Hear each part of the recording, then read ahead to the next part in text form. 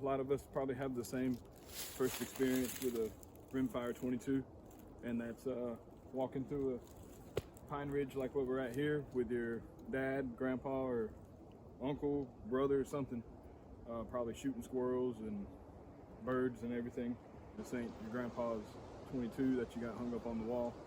And in this video, I'm going to go over some of the reasons why, and some of the reasons why I believe this might be one of the best rimfire 22s that are available for around $300.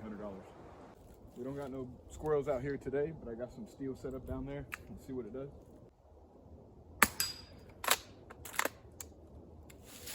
Now this is a Savage Mark II FVSR, and it's a fluted barrel, big bolt handle, one-piece rail on the receiver, and it comes threaded and configured the way it is. It's very quiet.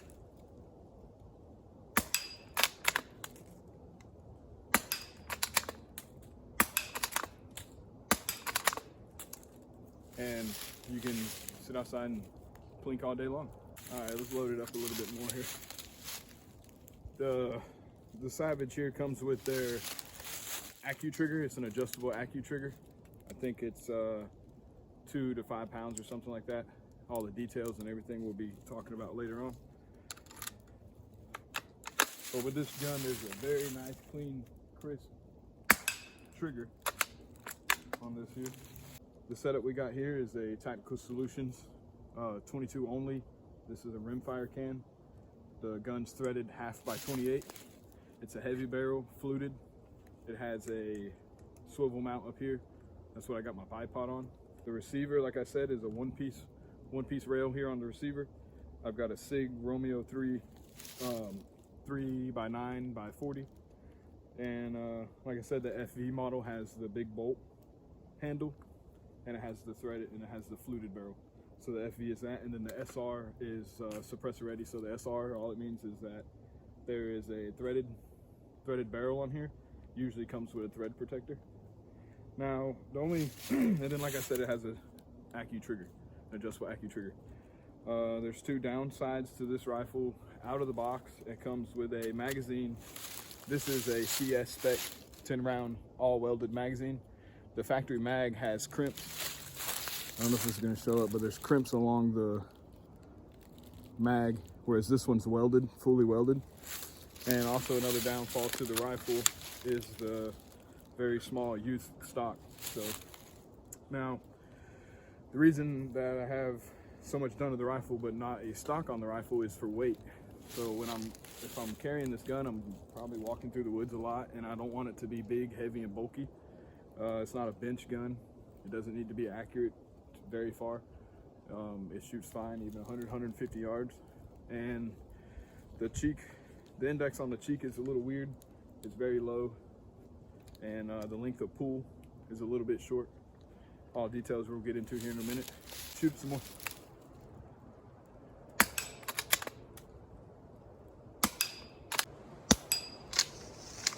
Now, in a lot of the 22s I've had, this gun is very accurate. We'll actually do some accuracy testing here in just a second, shooting on some paper at a little bit longer range than what we got here. Shooting like 30 yards right here, so I probably shot close to 10,000 rounds out of this gun. And that's one thing about 22s that I really like, is 22s are cheap. They're with this platform, they're very quiet. And as far as suppression goes, even standard velocity 22s out of this thing are very quiet. The gun comes all black. I've got it camoed out here with a sponge paint. It's like a Alpenflage, knockoff Alpenflage paint scheme here. The only 2 things that I can nitpick this gun on are the factory magazine is a 5-round mag, and it is not crimped. This is a CS spec 10 round full all welded mag. They have a 10, 15, and 20 round mag, and then the stock. And then the stock isn't a deal breaker for me at all. I actually enjoy the smaller stock in most cases where I'm out backpacking or carrying this thing with other stuff, or even just by itself. It's very easy to handle, very light, and it's a very, very good 22. So we'll get into some shooting that paper, some grouping, and then we'll get into a different environment. Little break for you. Just out of curiosity here, I'm gonna see how powerful the spalling from this 22 is. So I got these cans set up here. We're gonna shoot it from not very far over here, and we'll see what happens. I got 3 cans over there, and well, hopefully I'm not too close.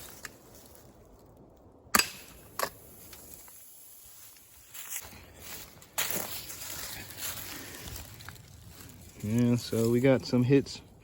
Oh, it looks like they might have the, oh well.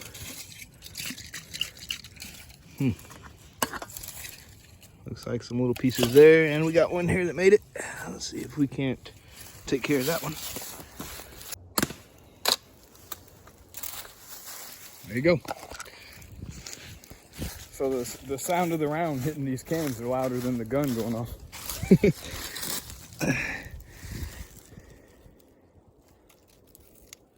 Looks like it caught the edge there and blew it out pretty good. All right, guys. Like I said, we'll shoot some paper, show the grouping. All right, I'm set up here. I got my silhouette target down there at 50 yards. I'm gonna shoot the same 1,000 feet per second, 5 of those, all CCI round nose.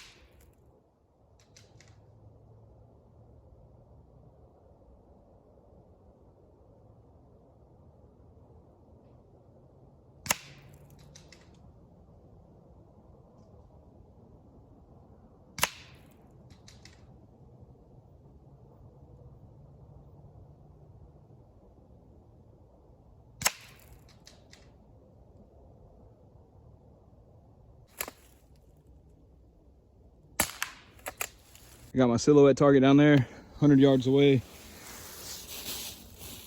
I got my also CCI.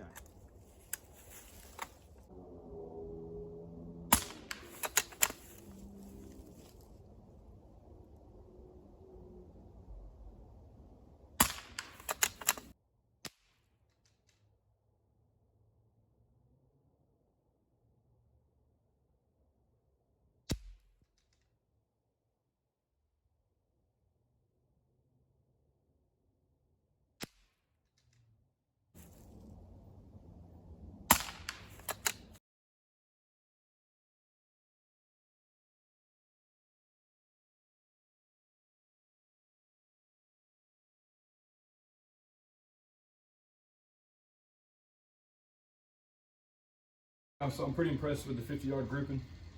On the 100-yard, we had a flyer. I don't know if I pulled it, there's a good chance, but it's likely to say that the ammunition and the inconsistency in the loads of the 22s, I balled up the target, and I didn't mean to. I wanted to bring it in here and measure it. We're still gonna do that. It's just all crumbled up now. We're gonna get into some of the details and what makes it the FVSR, and some of the things I like about it, and some of the things that I buy to make it better, and some things that I can just critique on. But basically, my history with the gun is that I've had it for probably 6 years and shot maybe 10,000 rounds to it, mostly just standard velocity and also subsonic. Now moving into the rifle in itself, we can start down here. I've got a Tactical Solutions 22 can. I talked about that earlier. It is a rimfire only can with stacked baffles in a sleeve. It's just a very basic and pretty basic, pretty cheap, and a really light suppressor. The barrel on this gun is a heavy barrel. It's got a fluted contour, I would believe. I'm not sure. Anyways, fluted, and it's threaded 1/2x28. It's got it's got button rifling in here, and it's a pretty stout barrel. I think it's overbuilt 22 barrel. It's pretty heavy for the gun. So move it down. The stock is stock. It's a very small stock, 13.9 inch length of pool stock, and working around the stock here, we talk about the receiver. The receiver is a one-piece rail and receiver. That's something I like about this gun. And the bolt handle is a full-size bolt handle on the 22. So not matching the stock, but we got a full-size bolt handle. And I believe this gun was made to be upgraded. Savage had it in mind that people would buy stocks for it and, you know, customize it the way they want to. Getting at the stock, I like the weight, the feel, the size, like I mentioned earlier, for trekking, backpacking, and stuff like that. It's got a SIG Romeo 3 scope. All right, so I wanted to show the groups and measure them, but when I was cleaning up, I bundled this up as trash and thought I lost it, but I didn't lose it. I just misplaced it. So with the 50-yard group,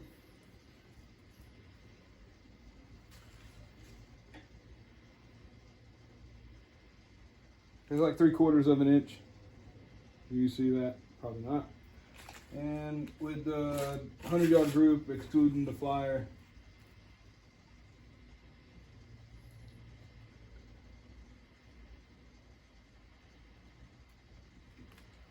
it's still a little less than 3/4 of an inch.